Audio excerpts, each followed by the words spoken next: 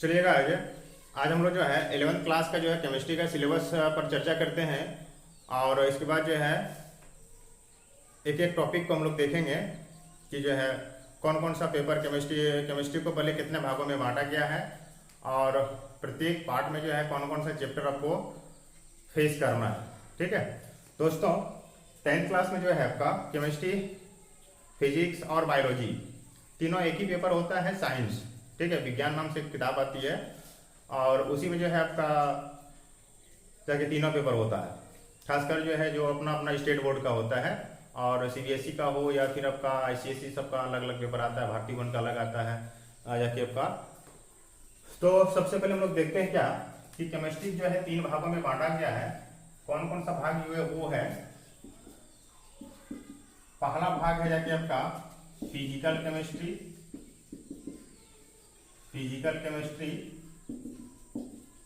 जिसको हम लोग हिंदी में भौतिक रसायन कहते हैं। ठीक है, दूसरा है ऑर्गेनिक केमिस्ट्री जिसको कार्बनिक रसायन कहते हैं और तीसरा है इनऑर्गेनिक केमिस्ट्री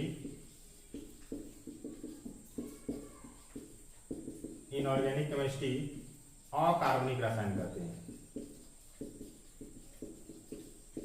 अकार्बनिक रसायन कहते हैं।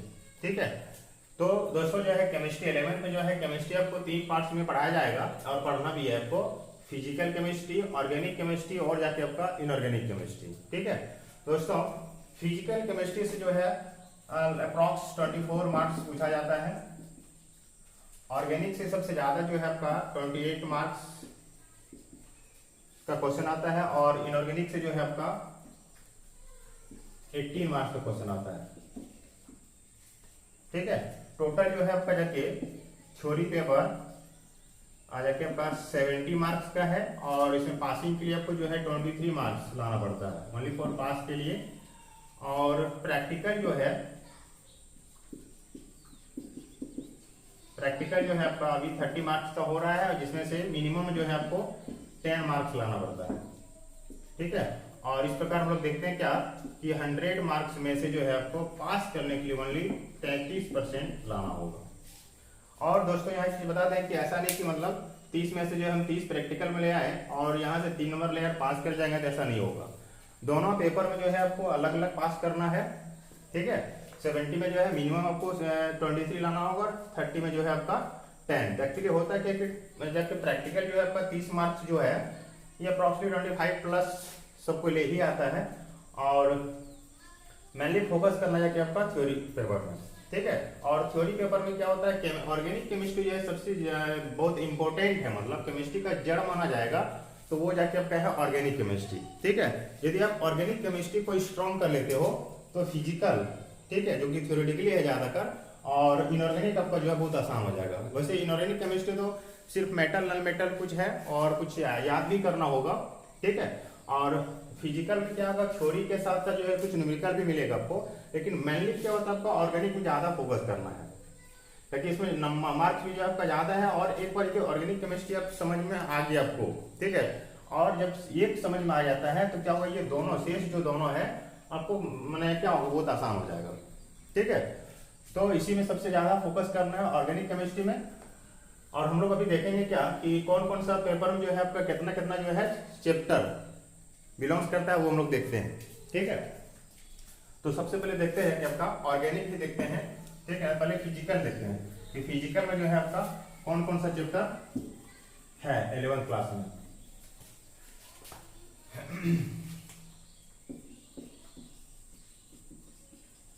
फिजिकल केमिस्ट्री दोस्तों, सबसे पहले जो है 1 नंबर में आपका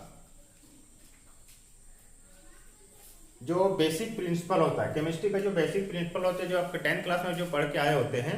ठीक है, तो वो सब सारा जो है आपको देखना पड़ता है। सम बेसिक प्रिंसिपल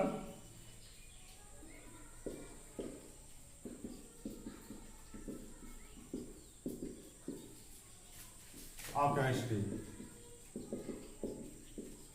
ठीक है, कुछ महत्वपूर्ण सिद्धांत इसको बोला जाता है। दूसरा जो है आपका यहाँ से जो है क्लास शुरू होती है, जो कि पहला है जबकि आपका एटॉमिक स्ट्रक्चर, बहुत इंपॉर्टेंट चैप्टर है। वैसे तो सारा चैप्टर आपका इंपॉर्टेंट है, लेकिन उनमें से जो है एटॉमिक स्ट्रक्चर सबसे ज्यादा इंपॉर्टेंट है। ठीक है, तीसरा नंबर आपका जाके आता है classification of element, classification of element, तत्वों का वर्गीकरण। ठीक है, आवर्त सारणी को जो है कितना भागों में बांटा जाता है और आवर्त सारणी को किन किन वैज्ञानिकों ने जो है बांटने का कोशिश किया था और सक्सेस कौन कौन हुआ, वो सब सारा जो है इसमें हम लोग देखेंगे। चौथा पार्ट है जाके है केमिकल बॉन्डिंग, रासायनिक बंधन, और इसमें हम लोग देखेंगे क्या कि जब एटम्स जो है बहुत सारे एटम्स आपस में मिलता है, बॉन्ड का निर्माण करता है, तो कितने प्रकार के बॉन्ड बनाता है। ठीक है, उसके बाद जाके आपका है थर्मोडायनेमिक्स, उष्मागतिकी। ठीक है, और उष्मागतिकी के बाद जो है इसमें हम लोग बहुत सारा हिट्स लॉ पढ़ेंगे, के फर्स्ट लॉ, इसका सेकेंड लॉ। ठीक है, देखेंगे बहुत सारा नियम हम लोग जिसमें देखेंगे।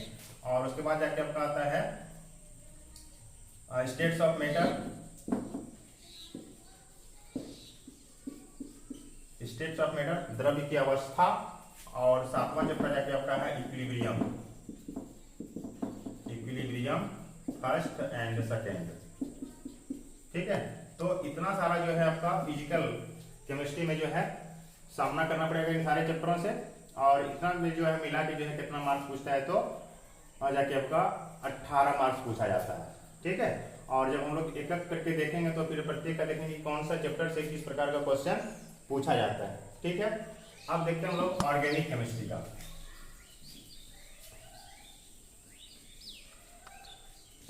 दोस्तों, ऑर्गेनिक केमिस्ट्री सबसे ज्यादा मार्क्स पूछता है।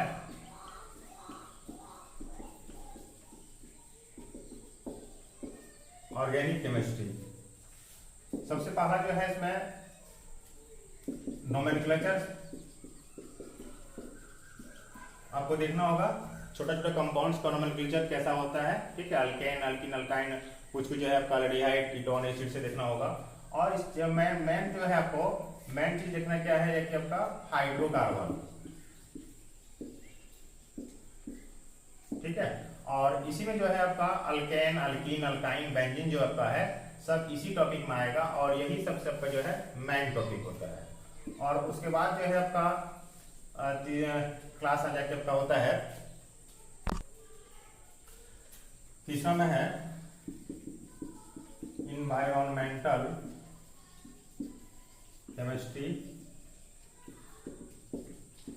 ठीक है, ये मेन टॉपिक है ऑर्गेनिक केमिस्ट्री का, और इसी टॉपिक में जो है आपका some basic principles of organic chemistry भी हम लोग पढ़ेंगे। ठीक है, कि ऑर्गेनिक केमिस्ट्री में जो है मेन टॉपिक्स क्या होता है, जो कि आप 10th क्लास में पढ़कर आए हुए हो, तो वो जो है आपका सारा इसी टॉपिक में चर्चा किया जाएगा। और उसके बाद मेन टॉपिक ऑर्गेनिक का मेन चैप्टर जो होता है जाके आपका हाइड्रोकार्बन होता है। ठीक है, और बस 3 चैप्टर में जो है सबसे ज्यादा आपका जो है फोकसिंग करना, और ये चैप्टर तो ऐसे आपका ऑटोमेटिक अपने आप कर सकते हैं। इसमें पॉल्यूशन से है, सोर्सेस है, आपका क्या है पढ़ना पड़ता है, लेकिन ये मेन जो है आपका ये दोनों चैप्टर में ज्यादा फोकस करना पड़ेगा।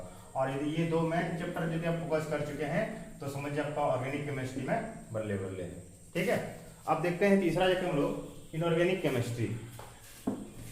दोस्तों, इनऑर्गेनिक केमिस्ट्री में भी जो है कुछ चैप्टर हैं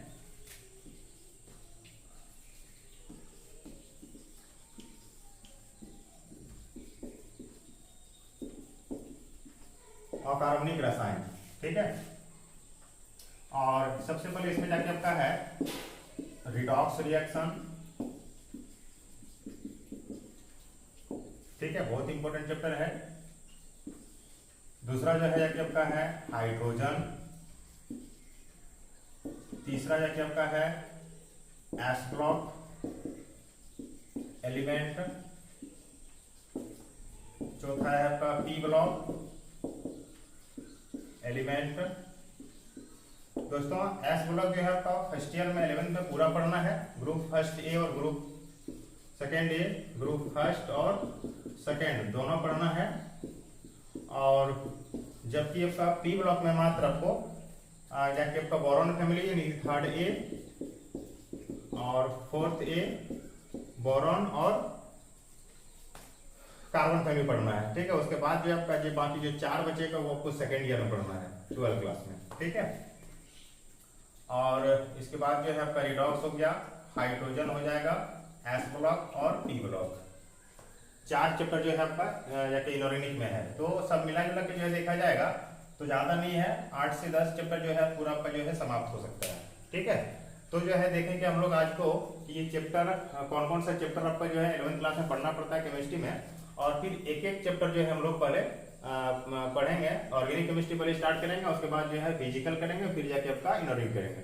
तो दोस्तों जो भी अब जो है आप लोग सिलेबस जानना चाहते हैं इसको नोट कर लेना है और जो है क्लास हम लोग स्टार्ट करेंगे, ठीक है। आज बस इतना ही। नेक्स्ट क्लास जो है हम लोग ऑर्गेनिक से शुरू करेंगे। धन्यवाद।